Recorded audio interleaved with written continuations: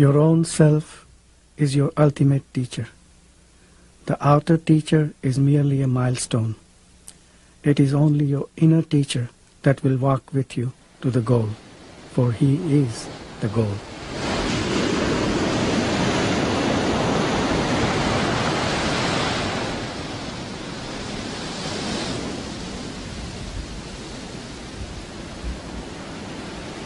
कल्पनेची होते कल्पना निरर्थक आहे. आता आकाश ही ज्याच्या पापडीचा प्रकाश आहे, पापडी उघडल्यानंतर आकाश निर्माण होते. मग तो कसा आहे? ब्रह्मांड प्रलयाने ज्याला स्पर्श केला नाही तो आया. ते ब्रह्मांड प्रलयाने सुद्धा ज्याला स्पर्श सुद्धा करू शकला नाही तो आया. होय म्हणत नाही म्हणा. तुम्ही ओळखत नाही किंवा जाणत त्यामध्ये तो नाही म्हणणार. He says, भले तुम्ही ओळखत तुम्हाला कळत. your argument leads to finally this, that you are not able to frame any concept to grasp it. Therefore you feel helpless. That's the only thing. You want to catch it by concept. You want to frame certain words and say, here it is. There you fail because you are bound to fail. He says, my state is such, that ultimate state. You cannot describe it.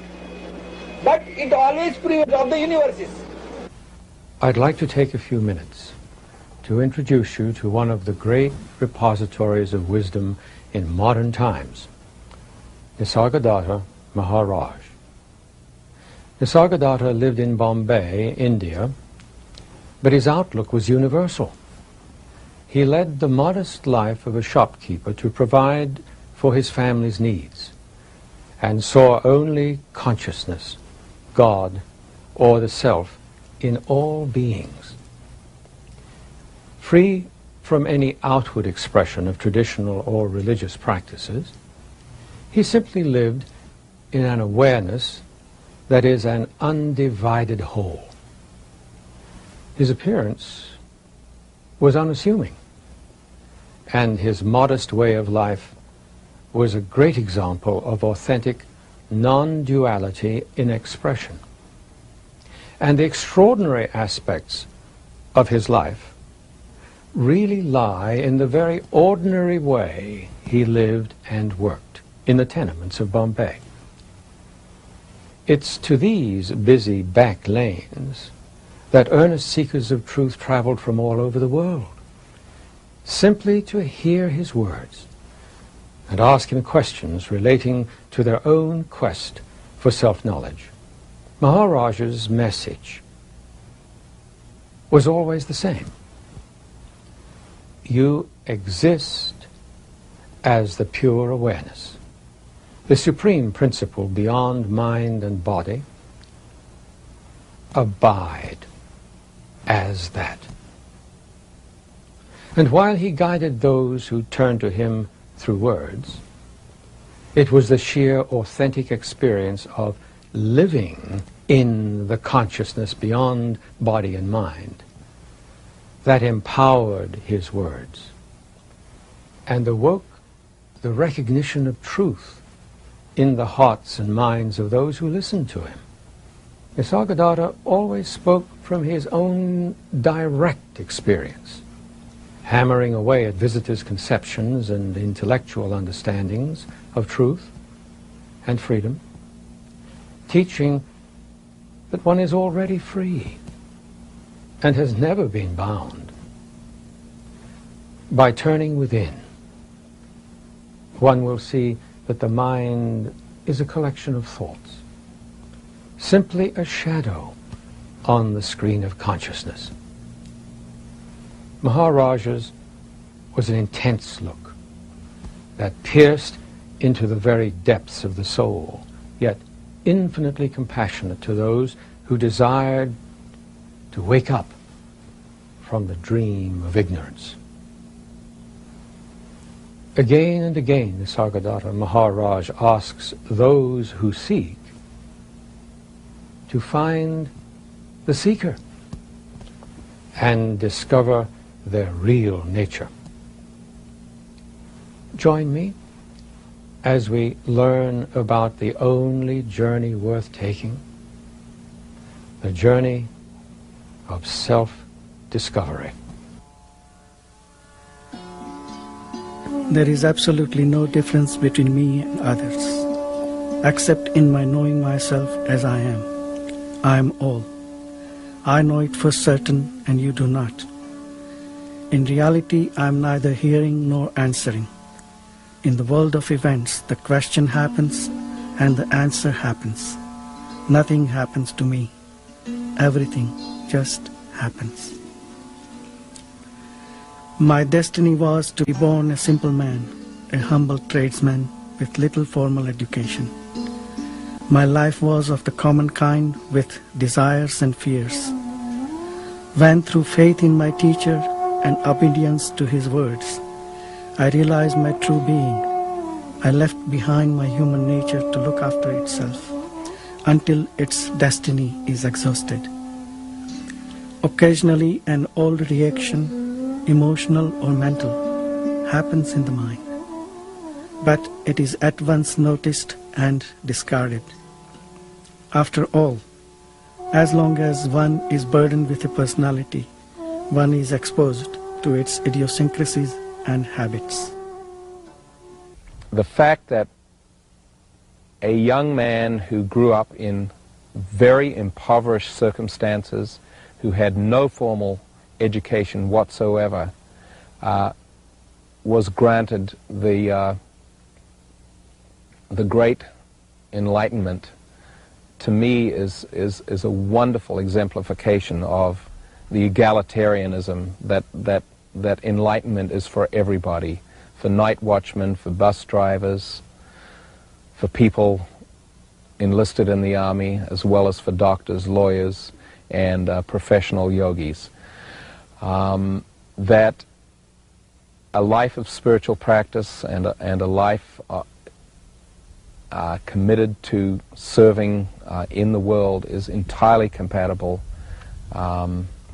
And I felt that Nisargadatta exemplified this wonderfully, that one does not have to be in a beautiful spiritual retreat to embrace spiritual practice.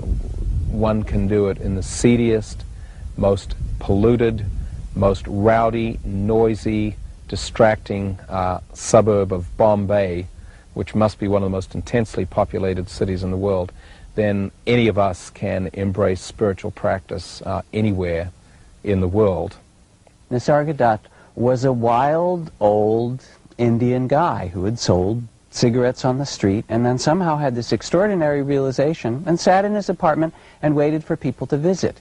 He was, as you can see from the pictures, not a particularly handsome man, yet there was some way in which he radiated a kind of joy and beauty and presence that you would just fall in love with him, or that there was something so magnetic, not even about him, but about this enormous void that he was the mouthpiece for. These words came from far beyond this little old Indian guy who'd sold beedis, and to be in his presence was remarkable.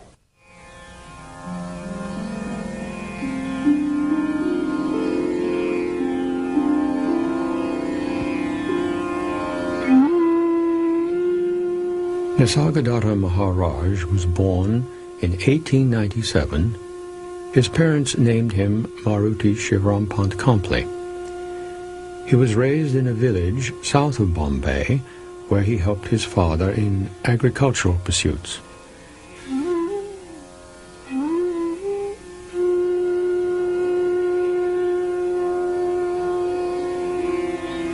In 1924, Maruti married and eventually became the father of 4 children. Not long thereafter, he opened a small shop in which he sold household items, tobacco, and beedis, a type of handmade cigarette. The shop prospered, allowing Maruti to open several more of these.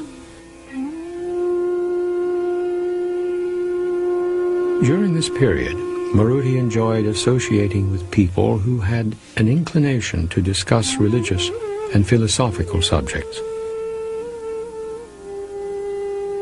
the latent desire to experience what he discussed through these talks was being slowly awakened. Although his successful businesses were enough to keep the family in moderate comfort, it was not enough to satisfy the inner contentment that Maruti longed for. He was a man imbued with a deeply religious temperament, and so decided to adopt several religious practices designed to fulfill this inner longing. One of Maruti's friends had been visiting a holy man in Bombay and convinced Maruti to join him on the next visit. Maruti was 34 at the time, and this visit proved to be the turning point in his life, for the thirst for truth ultimately led him to his guru, Siddhamareshwar Maharaj. Maruti immediately accepted the holy man as his teacher and began his spiritual practice with great faith and determination. Maharaj later said of his teacher, "When I met my guru, he told me, 'You are not what you take yourself to be. Find out what you are. Watch the sense I am. Find your real self.' I obeyed him because I trusted him. I did as he told me. All my spare time I would spend looking at myself in silence. And what a difference it made, and how soon. It took me only 3 years to realize my true nature. My guru died soon after I met him, but it made no difference. I remembered what he told me and persevered. The fruit of it is here with me." The first day I was there, he said that the consciousness that was in me and in him and in that donkey out there and Sri Krishna was the same consciousness. No way. So I right away went to Victoria Station, tried to get a ticket home and back to the ashram. No, I couldn't get a seat for a week. So I had to stay a week. So that's how I got there. Maharaj was not usual guru. What was for me extraordinary was the fact that he was a very, very simple man. He was saying, I know I can hardly write and read, which was a little exaggerated, I think. But of course he never read the Veda. He never quoted any holy scripture or anything. Sometime he said, when Krishna told Arjuna about his real identity, the Parabrahman, he was talking about me also. Or quite often he said, what I'm telling you is not from book. I don't repeat the words of others. It's never hearsay. It's my story that I'm telling you, my story. We had been told by our friends to get the book I Am That. We were in India, and I didn't want to see any more gurus. I'd had my fill of gurus, not again. So our friend cabled us from Argentina, told us to go and get I Am That. So we went and we bought the book, and we ran straight over to Maharaj's residence. The address was given there. And we rang the doorbell, and his daughter-in-law answered. And she said to us, we said, Maharaj, and she said, come back, 11 o'clock.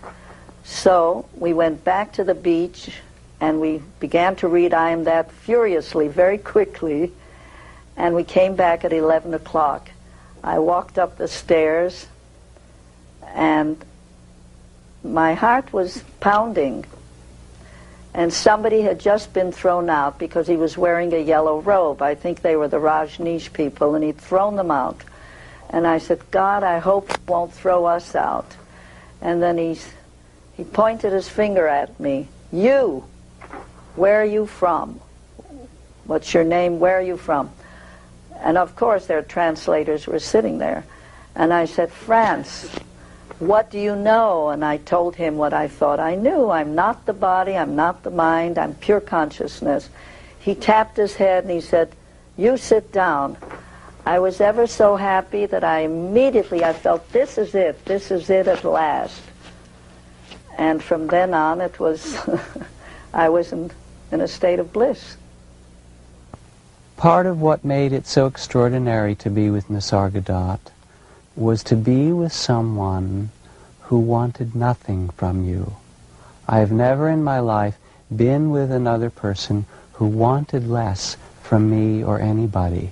And in that not wanting anything, there was a sense of tremendous freedom and tremendous love. Sometimes he would look at people and he would say, I don't understand you, as if to pull his hair out. He was always gesticulating and so forth. He would say, you never want what's true. You are so entangled in the illusion of the false. He said, you want what you don't have, and you don't have what you want, and so you suffer, and you continue to suffer. Then he said, it's so perplexing. Why not simply reverse it? Why not want what you have and not want what you don't have? He said, it's so simple. You could be happy. Freedom is here for the taking. You want little things. You could have the entire universe, eternity, eternal life. Take that.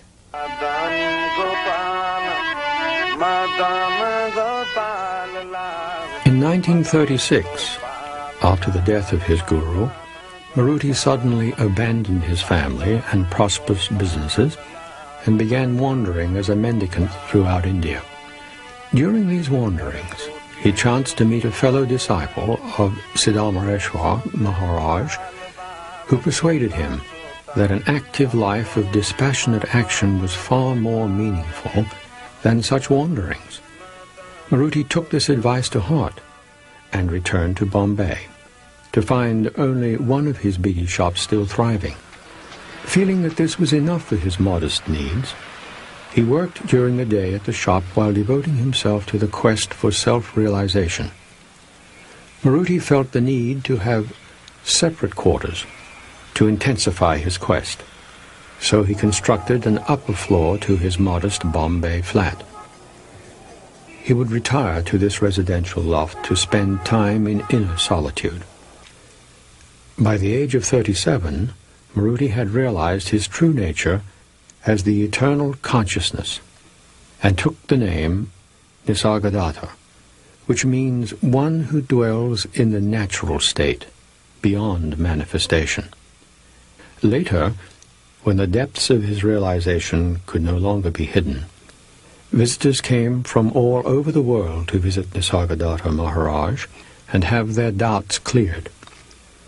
Over the years, more and more people began to visit Maharaj in his small upstairs room, and bring with them the hopes, fears, and ideas about spiritual life that were built on the edifice of conceptual thought. Maharaj would directly see into the deepest regions of their being and return them to the truth of their own identity, helping them to transcend the limited ideas about who and what they truly are. I think Nisargadatta really, his teachings and the way that he taught is very, very available to a Western seeker, particularly people who are very psychologically oriented, people who are ready to look at their consciousness, are aware of the patterns of their mind, and again, willing to look at, willing to confront anything that goes on in their consciousness. Unlike a lot of other Eastern paths, rather than trying to totally transcend, detach, I would use the word dissociate from their consciousness, their experience, which is much more of an Eastern way. I think this kind of brings together both sides, which is the ability to look at what's there, and also the ability to look at what's there and let go of what's there. And one of the things that Maharaj always taught was that you really can't let go of something until you know what it is. We are so used in the West here to think that in order to work at it, we have to practice something, we have to do something in order to become something. That is how we're educated. When it comes to truth, the absolute truth, all the Advaita teachers, including Maharaj, have told us very succinctly that we already are what we seek.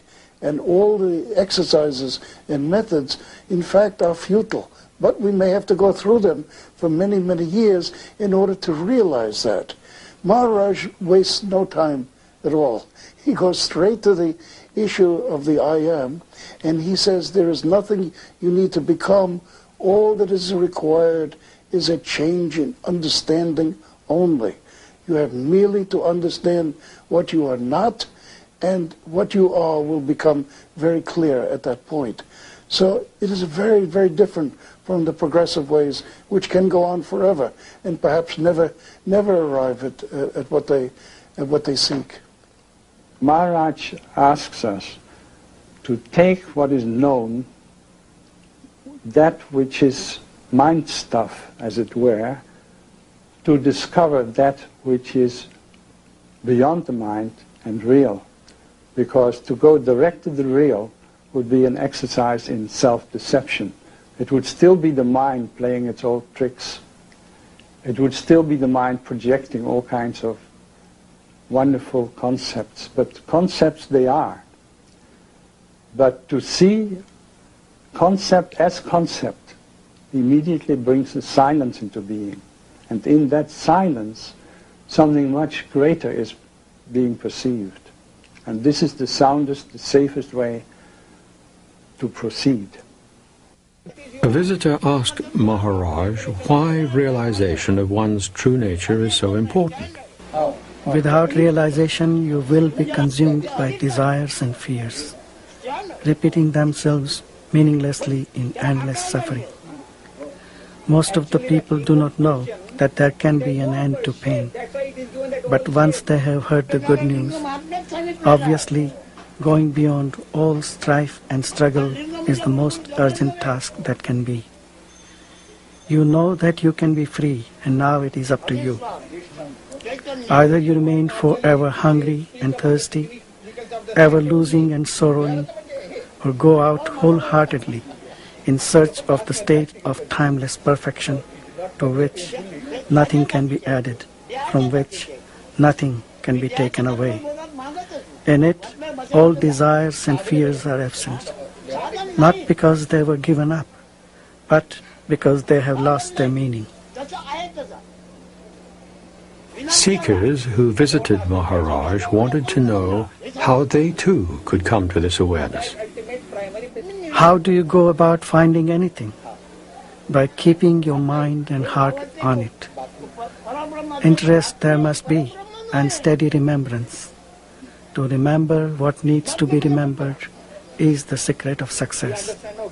You come to it through earnestness. Seek a clear mind and a clean heart. All you need is to keep quietly alert, inquiring into the real nature of yourself. This is the only way to peace. All happens by itself. Neither the seeker nor the guru does anything. Things happen as they happen. Blame or praise are a portion later, after the sense of doership appears. What I wanted was a total stabilization. And through the inquiry, and through the learning how to inquire and take apart your consciousness, your personal consciousness, the empty space becomes more and more available. And so it becomes an ongoing process that you don't have to work at anymore. There's not a working at it all the time. It's just what is. Maharaj says, you are the Absolute. You are Paramatman. And when you were in front of that man, so simple, in that such a poor room where he was living in, and so obviously with a body that was suffering so much, and when he tell you that, you saw it, you're convinced, you saw it, you feel it. The essential point of his teaching is that we already are absolutely free, and that there is nothing that we have to do or make or become or change ourselves into. We simply have to see the truth of life, which is that we are not this body nor this mind, that they are a play of elements, if you will, and that when we understand that, there comes this extraordinary happiness and freedom. That's all. Often, visitors would ask Nisargadatta about effort and the role that spiritual disciplines play in helping one awaken from the dream of ignorance. When effort is needed, effort will appear. When effortlessness becomes essential, it will assert itself. You need not push life about. Just flow with it and give yourself completely to this task of the present moment, which is to die now to the now. For living is dying. Without death, life cannot be. Ultimately, one must go beyond knowledge. But the knowledge must come. And knowledge can come by constant meditation. By meditating, the knowledge I am gradually settles down and merges with universal knowledge, and thereby becomes totally free, like the sky or space. Those who come here with the idea of getting knowledge, even spiritual knowledge, come here as individuals aspiring to get something. That is the real difficulty. The seeker must disappear. When you know your real nature, the knowledge I am remains. But that knowledge is unlimited. It is not possible for you to acquire knowledge. You are knowledge. You are what you are seeking. Your true being exists prior to the arising of any concept. Dive deep within yourself and you will find it easily and simply. Go in the direction of I am. All exists in the mind. Both mind and body are intermittent states. The sum total of these flashes creates the illusion of existence. Inquire what is permanent in the transient, real in the unreal. This is sadhana, or spiritual practice.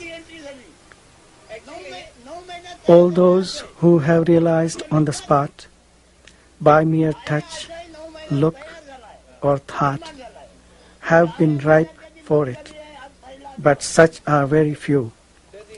The majority needs some time for ripening. Sadhana is accelerated ripening. How is one to approach this awareness, of which Maharaj speaks, from the point of view of being one with it?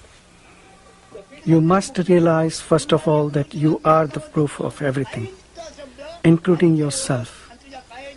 None can prove your existence, because his existence must be confirmed by yours first. Your being and knowing are your own. You do not come from somewhere. You do not go anywhere. You are timeless being and awareness. Develop the witness attitude and you will find in your own experience that detachment brings control. The state of witnessing is full of power. There is nothing passive about it. Just keep in mind the feeling I am. Merge in it till your mind and feeling become one. By repeated attempts, you will stumble on the right balance of attention and your mind will be firmly established in the thought, feeling, I am.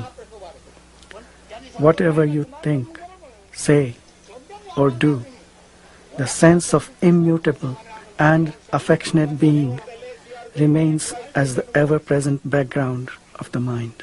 Maharaj helped me experience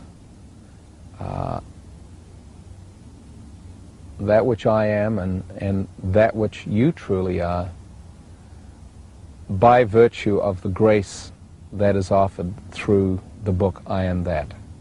This is how it occurred to me, and in my conversations when I visited with Nisargadatta Maharaj, he made it very clear that the transmission in my case had already occurred because of the way in which I embraced the teaching that was offered to me in I Am That.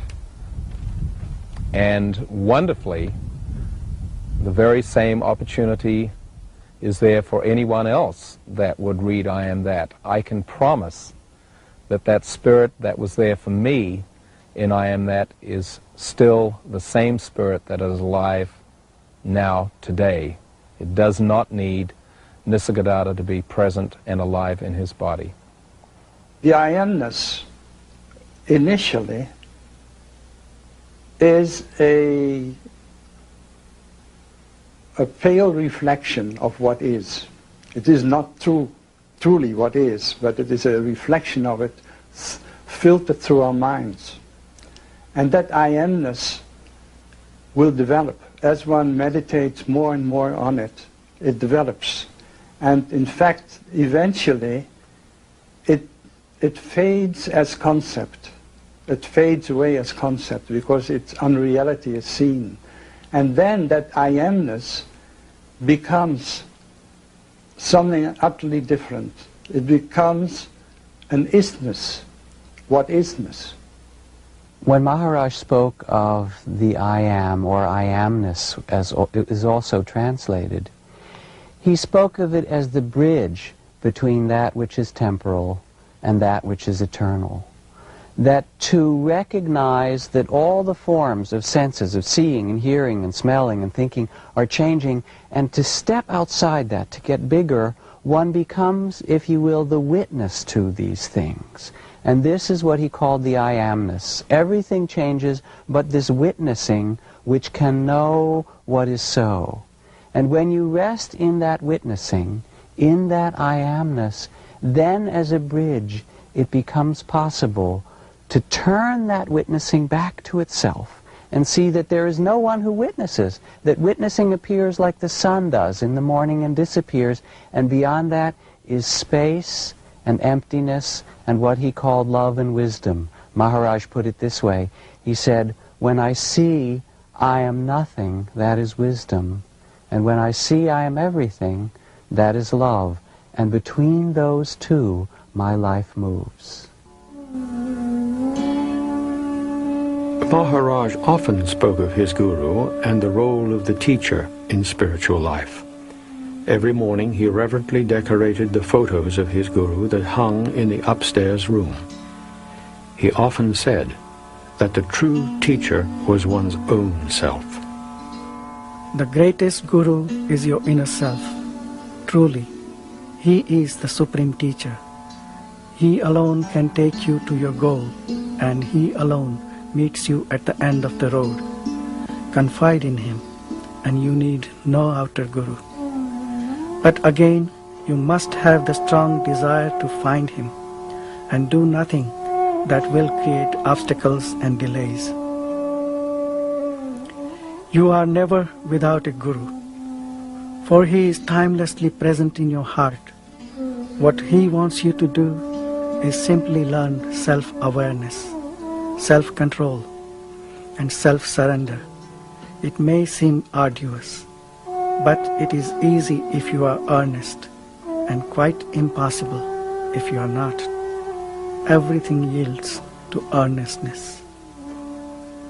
The true guru will never humiliate you, nor will he estrange you from yourself.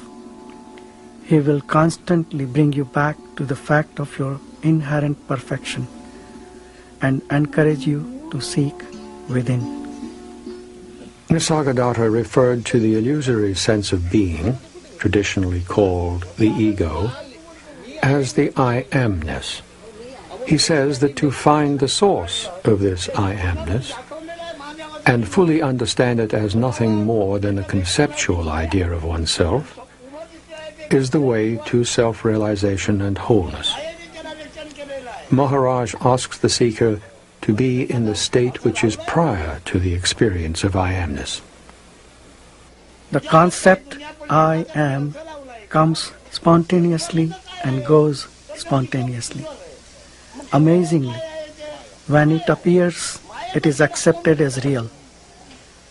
All subsequent misconceptions arise from that feeling of reality in the I Amness.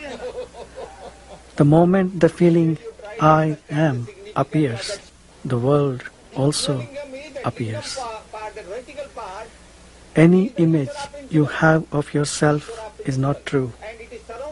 True knowledge is to abide in your own self. The teachings of Maharaj move our awareness from the I amness, this sense of separate identity, to a non-dualistic state of oneness with the Absolute, which is our real nature. Visitors asked for clarification concerning this state of emptiness. I mean, free of all content. To myself, I am neither perceivable nor conceivable.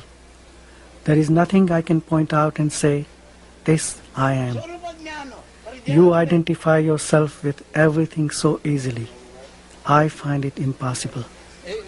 The feeling, I am not this or that, nor is anything mine, is so strong in me that as soon as a thing or a thought appears, there comes at once the sense, this I am not. I find that somehow by shifting the focus of attention, I become the very thing I look at and experience the kind of consciousness it has. I become the inner witness of the thing.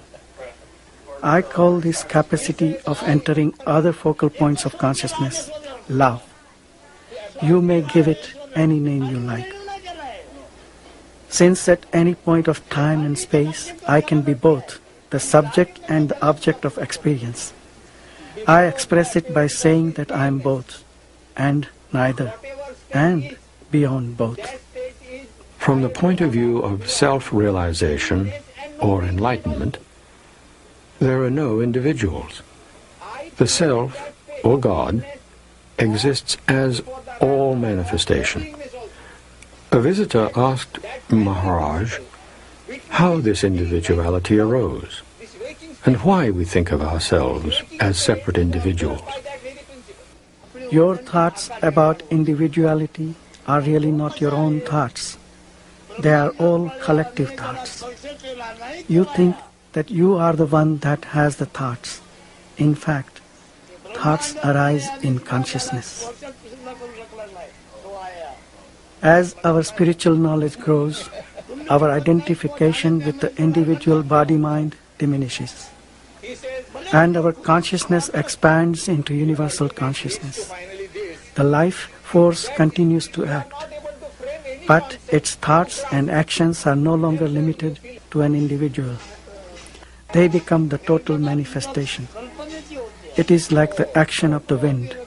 The wind doesn't blow for any individual, but for the entire manifestation.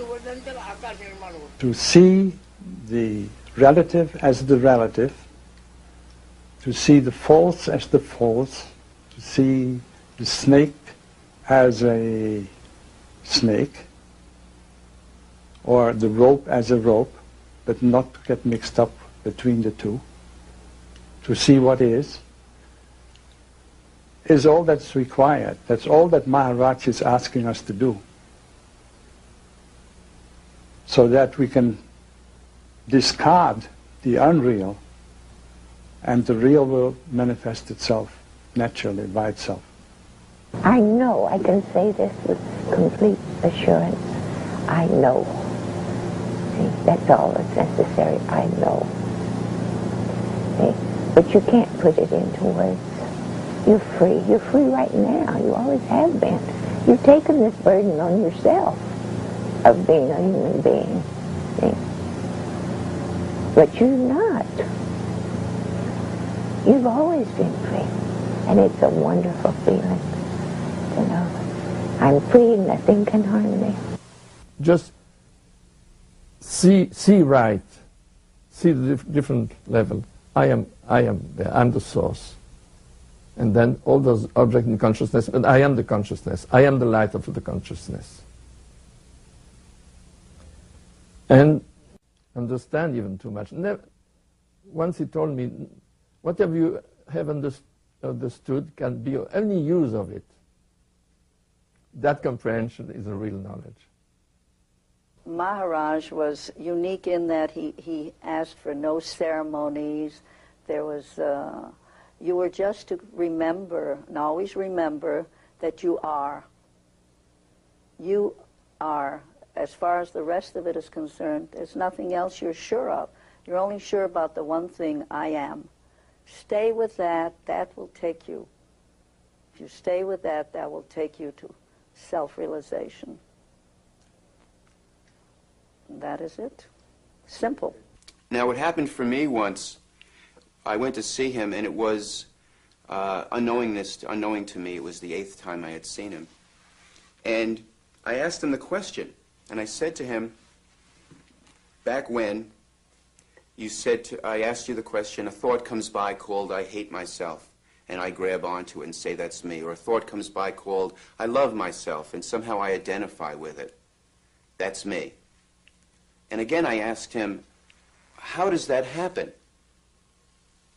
And he got very angry with me, actually, and he stood up and he was pacing back and forth and yelling and frothing his arms around, and he said, you've been around long enough. You should know by now. There is no birth. There is no death. There is no person. It's all a concept. It's all an illusion. And he went like this, and this kind of light passed through me. And he said to me, now you know the nothing, and now you can leave. And when I walked out, going from his apartment to the train station to this 3-hour journey back to the jungle where I lived, and you have to go through this awful Bombay craziness, I truly entered into that emptiness. And the only thing that I remember is just before I was ready to get off the train, which is some 2 hours later, I all of a sudden kind of snapped out of it for a second and remembered that he had said, are you willing to stay 8 days and absorb the teachings? And I counted the number of days, and that was my 8th day.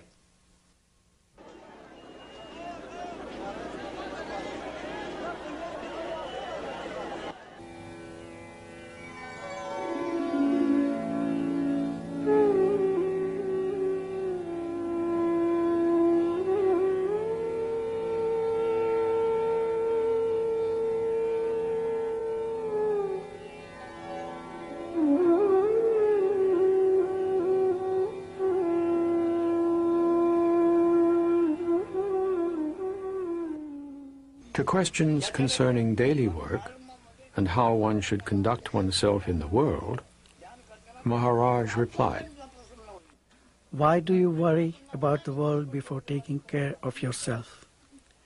You want to save the world, don't you? Can you save the world before saving yourself? And what means being saved? From what? From illusion. Salvation is to see things as they already are. Keep quiet. Do your work in the world, but inwardly keep quiet. Then all will come to you. Do not rely on your work for realization. It may profit others, but not you. Your hope lies in keeping silent in your mind and quiet in your heart. By all means, attend to your duties. Action in which you are not emotionally involved and which is beneficial and does not cause suffering will not bind you. You may be engaged in several directions and work with enormous zest, yet remain inwardly free and quiet with a mirror-like mind which reflects all without being affected. The unexpected is bound to happen, while the anticipated may never come. All is because you are. Grasp this point firmly and deeply and dwell on it repeatedly. To realize this as absolutely true is liberation. Nisargadatta's body succumbed to cancer in 1981. During the last year, as his body became frailer and frailer, he refused to stop the flood of visitors. Out of immense compassion and the urgency of spiritual seekers throughout the world, his small room was filled to capacity every day. Nisargadatta's message and teachings continue to guide seekers. They instill confidence in them, that realization is possible here and now, and that through earnest inquiry and faith in the teachings, one can be like him, living in a state of complete freedom and supreme peace. I'm sure that the diagnosis of terminal metastatic cancer meant nothing to Maharaj, because he had already gone through the process of his death as a part of the process of his spiritual realization.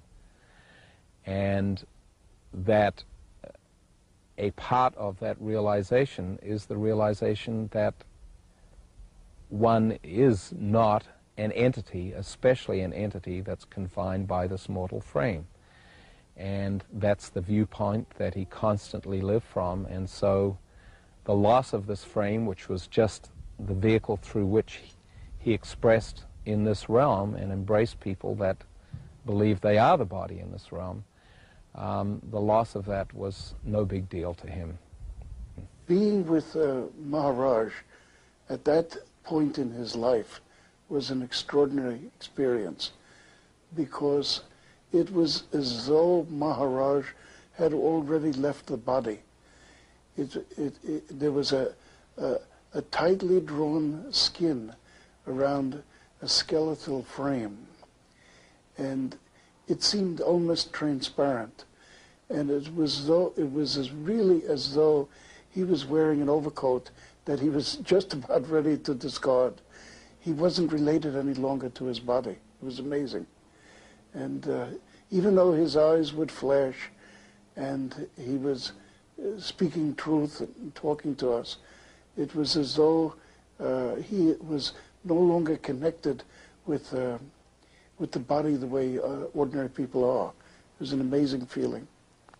Being with Nisargadatta Maharaj gave me the deepest experience that I have ever had of closeness to a human being who was truly free.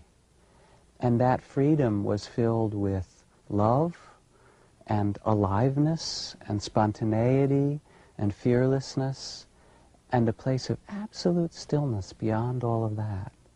That touched that same energy in myself, and now I know it's true. It's that simple. Absolute freedom and happiness is yours to be had in a moment, that it is everyone's birthright, and that if you wish this, you only have to genuinely look into the question, who am I? To see this I am that witnesses it all, and then turn to the I am and see that even that too arises and passes away, and find your absolute freedom. It's there for you.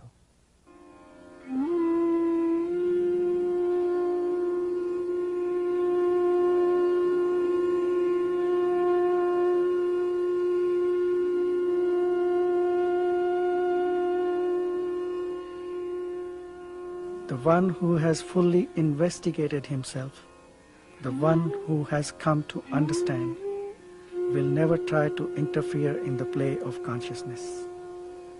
There is no creator with a vast intellect as such. All this play is going on spontaneously. There is no intellect behind it, so don't try to impose yours to bring about any change. Leave it alone. Your intellect is a subsequent product of this process. So how can your intellect take charge of or even evaluate the whole creation? Investigate yourself. This is the purpose of your being. Spirituality is nothing more than understanding this play of consciousness. Try to find out what this illusion is by seeking its source. There can be no consciousness without awareness. There can be awareness without consciousness, as in deep sleep. Awareness is absolute. Consciousness is relative to its content. Consciousness is always of something. Consciousness is partial and changeful. Awareness is total, changeless, calm and silent. And it is the common matrix of every experience. What you are, you already are. By knowing what you are not, you are free of it and remain in your own natural state. It all happens quite spontaneously and without effort. माझे जे असणे आहे ते जाणीव निर्णय नाही केला आहे. जे जाणीवीचं साक्षीत्व त्याला घडते आहे आणि जाणीव म्हणजे जगाचं साक्षीत्व करते आहे. Before the appearance of this beingness, whatever state is, that state is prior to or rather beyond beingness and no being state also. I prevail in that state before the arrival of beingness or before the arrival of no beingness also. And with the waking state, all this world is manifest because of my beingness. My world is manifest. That also is observed by that state, which is prior to beingness.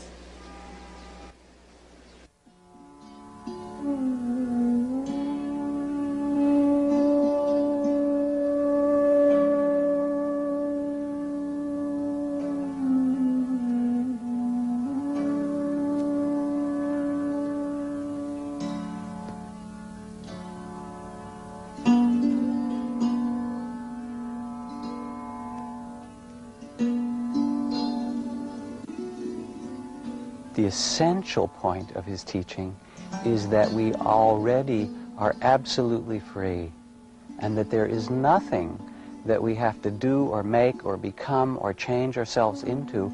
We simply have to see the truth of life, which is that we are not this body nor this mind, that they are a play of elements, if you will, and that when we understand that, there comes this extraordinary happiness and freedom.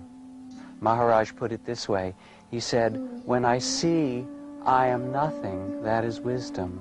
And when I see I am everything, that is love. And between those two, my life moves.